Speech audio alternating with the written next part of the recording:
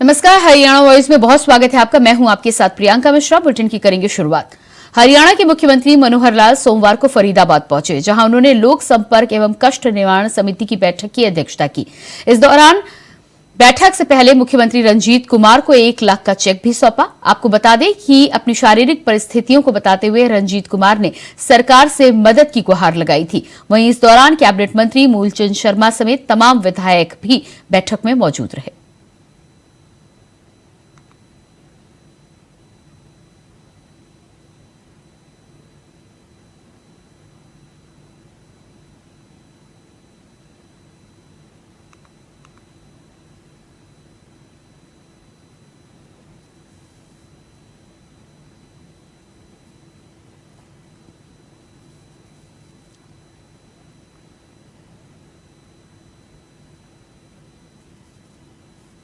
कैथल में सोमवार को सीएम मनोहर लाल ने भगवान परशुराम मेडिकल कॉलेज की नींव रखी। इस दौरान उन्होंने कई बड़ी घोषणाएं भी की। देखिए खास रिपोर्ट।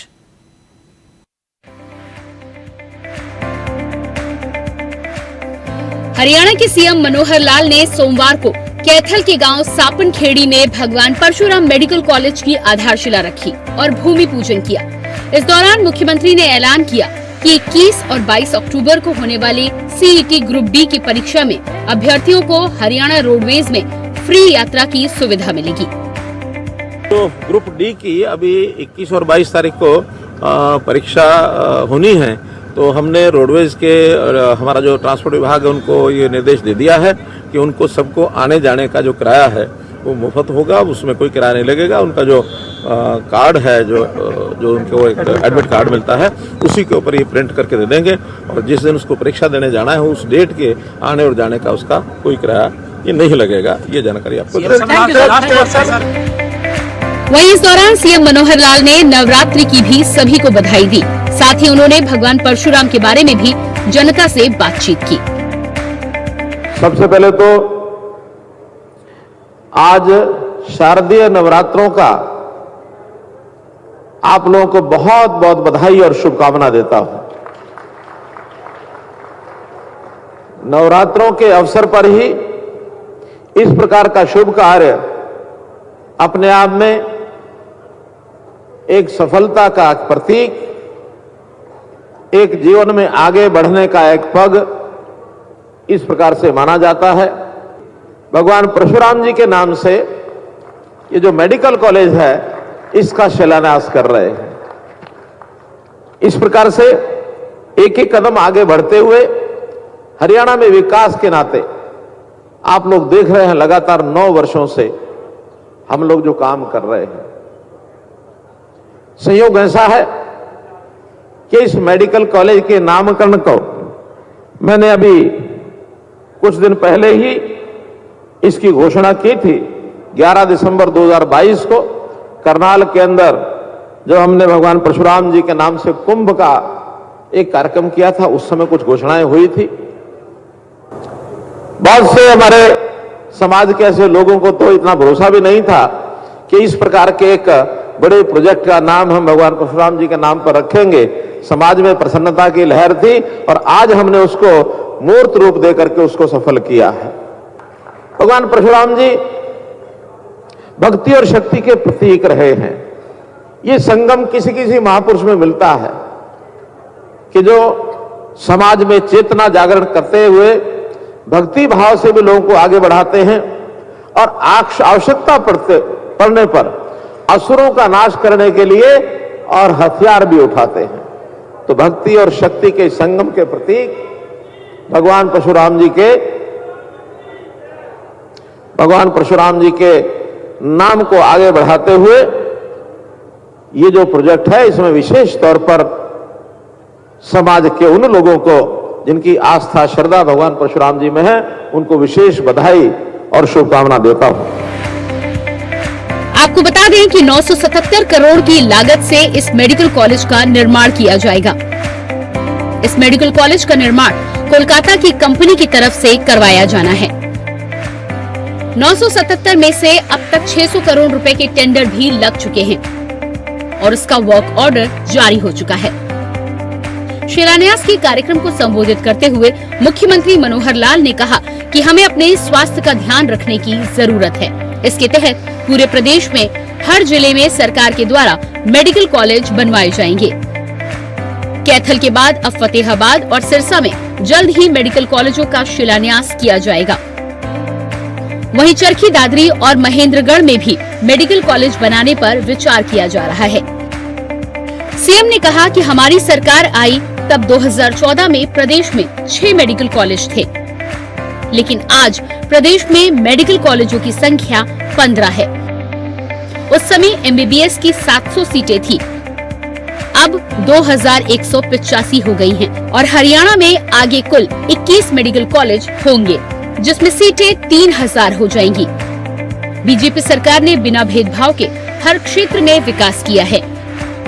प्रदेश में 72 नए कॉलेज खोले गए हैं, इनमें से आधे कॉलेज लड़कियों के हैं। भाइयों बहनों, जहां तक मेडिकल कॉलेज का विषय है, ये ठीक है कि आज के युग में व्यक्ति के स्वास्थ्य को ध्यान में रखते हुए शरीर की बीमारियां जैसे जैसे बढ़ती जा रही हैं, वैसे वैसे हमको और चिकित्सा पद्धति पर पूरा ध्यान रखना पड़ता है। इस चिकित्सा पद्धति की आवश्यकता बहुत पड़ती है। जितने डॉक्टर्स हमको चाहिए, आज उतने डॉक्टर्स हमारे पास उपलब्ध नहीं हैं। जब हमने सत्ता संभाली थी 2014 में, एक घोषणा की थी कि डॉक्टर्स की कमी है।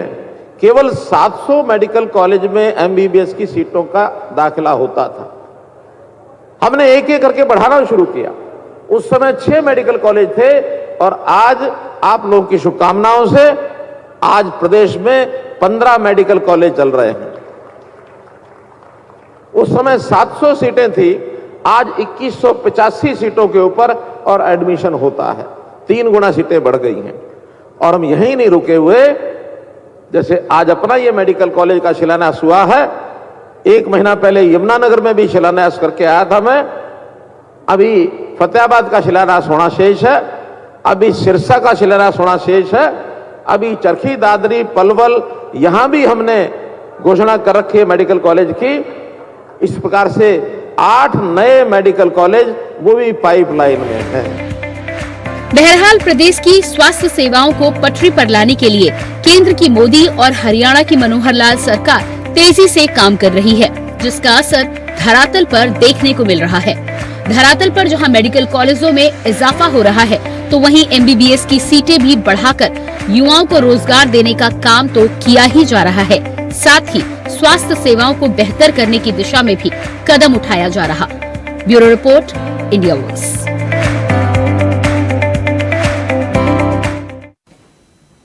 हरियाणा में डिजिटल मीडिया विज्ञापन नीति लागू करने और मान्यता प्राप्त मीडिया कर्मियों की मासिक पेंशन को बढ़ाकर 15,000 रुपए करने के मनोहर लाल के फैसले का फरीदाबाद के मीडिया कर्मियों ने स्वागत किया।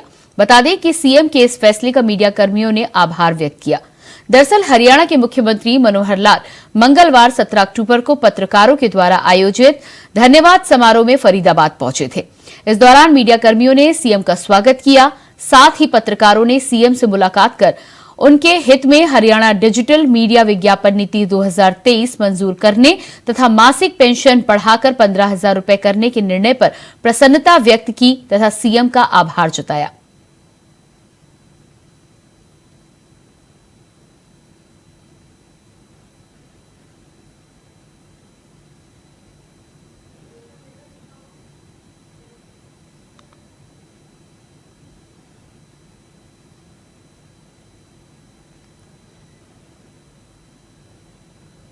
करनाल के कुंजपुरा सैनिक स्कूल में अखिल भारतीय सैनिक स्कूल राष्ट्रीय खेल 2023 के समापन समारोह में हरियाणा के मुख्यमंत्री मनोहर लाल पहुंचे।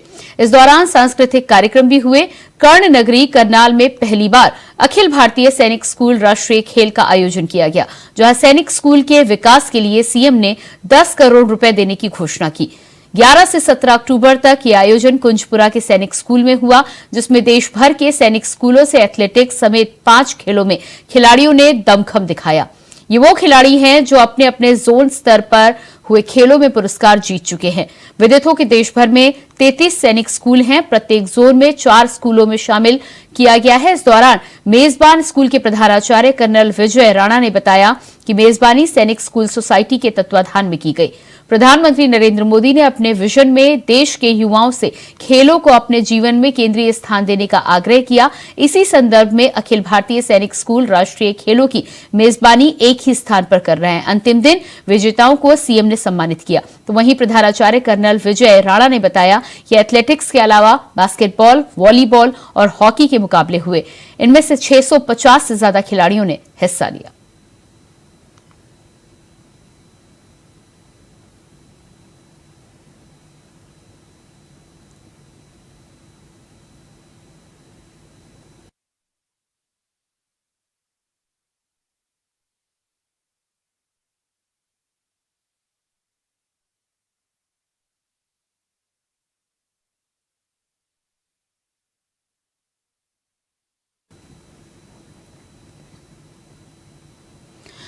तो इसके बाद में चलते चलते आपको दिखाते हैं अंबाला साहा रोड पर फुट एस्केलेटर ओवरब्रिज बनने जा रहा है, जिसमें सिविल अस्पताल में मरीजों को लाभ मिलेगा। तो ये रिपोर्ट देखिए और इसी के साथ इस बुलेटिन में इतना ही, लेकिन खबरों का सिलसिला इसके बाद भी जारी रहेगा। नमस्कार। हरियाणा की मनोहर सरकार राज्य की जनता की सेवा के लिए प्रतिबद्ध है, जिसको लेकर लगातार सरकार की तरफ से विकास कार्यों को धार दी जा रही है।